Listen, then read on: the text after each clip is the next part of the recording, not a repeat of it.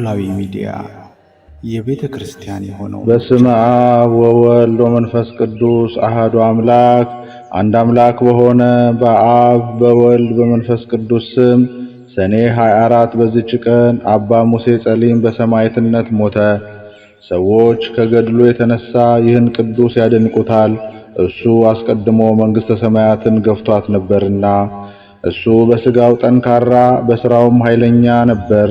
ይበላና ይጠጣ ይቀማና ያመነዝር ነበር፣ ይገድልም ነበር። ማንም ሊቋቋመው አይችልም ነበር።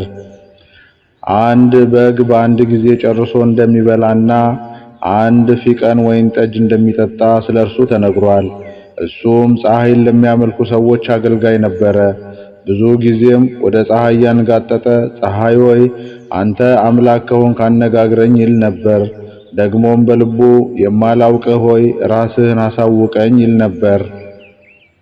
ከዚህ በኋላ በአስቄጥስ ገዳም ያሉ መነኮሳት እግዚአብሔርን ያውቁታል ያዩታልም እያሉ ሲነጋገሩ ሰዎችን ሰማቸው። ያን ጊዜም ተነሳ፣ ሰይፉንም ታጥቆ ወደ አስቄጥስ ገዳም ሄደ።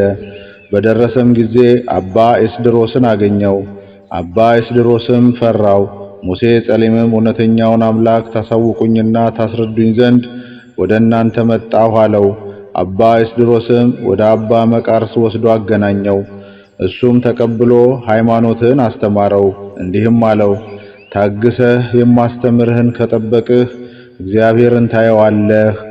ከዚህም በኋላ የክርስትና ጥምቀትን አጥምቆ አመነኮሰው። ከብዙዎችም ገድለኞች ቅዱሳን ይልቅ ብዙና ጽኑ ገድልን መጋደል ጀመረ። ሰይጣንም ቀድሞ ሲሰራው በነበረ በመብሉና በመጠጡ በዝሙቱም ይዋጋው ነበር። እሱም በራሱ ላይ የሚደርስበትን ሁሉ ለአባ ኤስድሮስ ይነግረው ነበር። እሱም አጽናንቶ ሊሰራው የሚገባውን ያስተምረው ነበር። ከገድሉ ብዛት የተነሳ አረጋውያን መነኮሳት በሚተኙ ጊዜ ቤቶቻቸውን በመዞር ውሃ መቅጃዎችን ወስዶ ውሃ ሞልቶ በየቤታቸው ደጃፍ ያኖር ነበር። ውሃውም ከእነርሱ ሩቅ ነበርና እንዲህም እያደረገ በመጋደል ለብዙ ዘመናት ኖረ። ሰይጣንም በእርሱ ቀንቶ በእግሩ ውስጥ አስጨናቂ የሆነ ዓመታትን መታው። ተኝቶም እየተጨነቀ ብዙ ቀን ታመመ። ከዚህም በኋላ የመታውና የሚፈታተነው ሰይጣን እንደሆነ አውቆ ሥጋው በእሳት ተለብልቦ እንደደረቀ እንጨት እስኪሆን ድረስ ተጋድሎንና አገልግሎቱን አበዛ። እግዚአብሔርም ትዕግስቱን አይቶ ከደዌው ፈወሰው። የሰይጣንም ጦር ከእርሱ አራቀለት። የመንፈስ ቅዱስም ጸጋ አደረበት። ወደ እርሱም 500 ወንድሞች መነኮሳት ተሰበሰቡ። በእነርሱም ላይ አበምኔት ሆነ። ከዚህ በኋላ ቅስና ሊሾሙት መረጡት። በቤተ መቅደስም በሊቀ ጳጳሳቱ ዘንድ ባቆሙት ጊዜ ሊቀ ጳጳሳቱ አልፈቀደም ነበር። አረጋውያኑም ይህ ጠቋራ ለምን አመጣችሁት? ከዚህ አውጡት አላቸው። እርሱም መልክህ የከፋ ጠቋራ ሆይ መልካም አደረግብህ በማለት ራሱን እየገሰጸ ወጣ። ከዚህም በኋላ ዳግመኛ ሊቀ ጳጳሱ ጠራውና እጁን በላዩ ላይ ጭኖ ቅስና ሾመው። እንዲህም አለው፣ ሙሴ ሆይ እነሆ በውስጥም በውጭም ሁለመናህ ነጭ ሆነ። በአንዲት ዕለት ቅዱሳን አረጋውያን ወደ እርሱ መጡ። በእርሱም ዘንድ ውሃ አልነበረም። እርሱም ከበዓቱ ብዙ ጊዜ ወጣ ገባ ይል ነበር። ከዚህም በኋላ ብዙ ዝናብ ዘንቦ ጉድጓዶችን ሁሉ ሞላ። አረጋውያንም ለምን ብዙ ጊዜ ወጣ ገባ ትል ነበር ብለው ጠየቁት። እሱም እግዚአብሔርን ውሃ ካልሰጠኸኝ ቅዱሳን አገልጋዮችን ምን አጠጣቸዋለሁ ብለው ነበር። በቸርነቱም ዝናብ ልኮልን ውሃ አገኘን አላቸው። በአንዲት ዕለትም አባ ሙሴ ከአረጋውያን ጋር ወደ አባ መቃርስ ሄደ። አባ መቃርስም የሰማዕትነት አክሊል ያለው ከእናንተ ውስጥ አንዱን እነሆ እያልሁ አያለሁ አላቸው። አባ ሙሴም አባቴ ሆይ ምናልባት እኔ ሆናለሁ በሰይፍ የገደለ በሰይፍ ይገደል ዘንድ አለው የሚል ጽሑፍ አለና ብሎ መለሰ።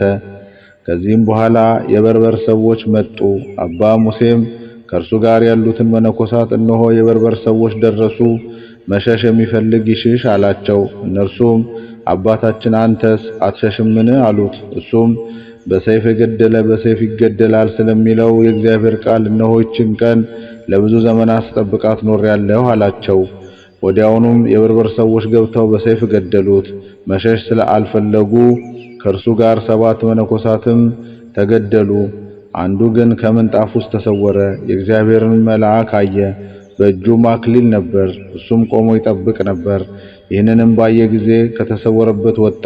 የበርበር ሰዎችም ገደሉት፣ የሰማዕትነት አክሊል ተቀበለ። ወንድሞች ሆይ ከሃዲና ነፍሰ ገዳይ ቀማኛና ዘማዊ የነበረውን ለውጣ ደግ አባት መምህርና የሚያጽናና ለመነኮሳትም ሥርዓትን የሠራ ካህን እንዳደረገችው በሁሉም አብያተ ክርስቲያን ስሙ እንዲጠራ እንዳደረገችው የንስሐን ኃይሏን ተመልከቱ። ሥጋውም በአስቄጥስ ገዳም ደርምስ በተባለ ቦታ ለዘላለም ይኖራል። ከሱም ብዙዎች ድንቆች ተአምራት ይታያሉ። ለእግዚአብሔር ምስጋና ይሁን። እኛንም በጸሎቱ ይማረን፣ በረከቱ ከኛ ጋር ትኑር ለዘላለሙ አሜን። ሰላም ለሙሴ ጸሊም እንተ ነበረ እጉሰ ውሳጤ ገዳም ሶበ ተዘከረ ኩሎ እከያቲሁ ዘቅድም እትቀተል ይቤ በመጥባሕት በርበር ዮም ዘንበለ ደም ይነጽህ ደም ሰላም ለሃው ሰባቱ ወምስለ ሙሴ ጸሊም በመጥባሕተ በርበር ዘሞቱ ወለዘተሃባ ፈሪሆ አሃዱ ምልክቱ ጸዋሬ አክሊሎሙ መልአከ ሶበ አስተርአየ ሎቱ መንገለ ጥባት ተመየጠ ፍርሃቱ።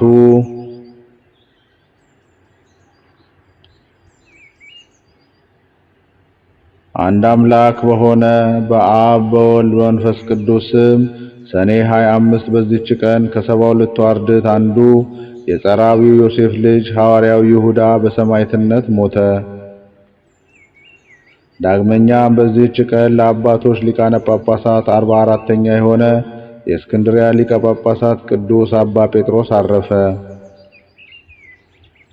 ዛቅረብኩ ማህሌተ አዘኪሬ አይላፈ እምለተ ጸምዱከ ዘልፈ ለላነብብ ተወከፍ ዘንዴቴ መጻፈ እንተረሰይከ እግዚኦ ጸሪቀ መበለት ወኩፈ እምላቡ ቡላን ዘተርፈ ነቢያት ቅዱሳን ወሐዋርያት ሰባኪያን ሰማዕት ወጻድቃን ወመላእክት ጎሃን ደናግል አዲ ወመነኮሳት ሄራን ባርኩ ባርኮ ጉባኤ ዛቲ መካን እስከ አረጋዊ ልሂቅ ወንዑስ ሕፃን ለዘ ጸሐፎ በክርታስ ወለዛ ጸሐፎን ዘይደርስ ለዛ አንበቦ ወለዘ ተርጎሞ በልሳን ሐዲስ ወለዘ ሰማ ቃሎ በዝነ መንፈስ በጸሎተ እሙ ማርያም አራቂተ ኩሉ እምባይ ስቡረ ይመሐረነ ኢየሱስ ክርስቶስ። የቅዱሳን አባቶቻችን ጸሎታቸው፣ በረከታቸው፣ አማላጅነታቸው፣ የተጋድሎ ትሩፋታቸው ከሁላችን ጋር ትሁን።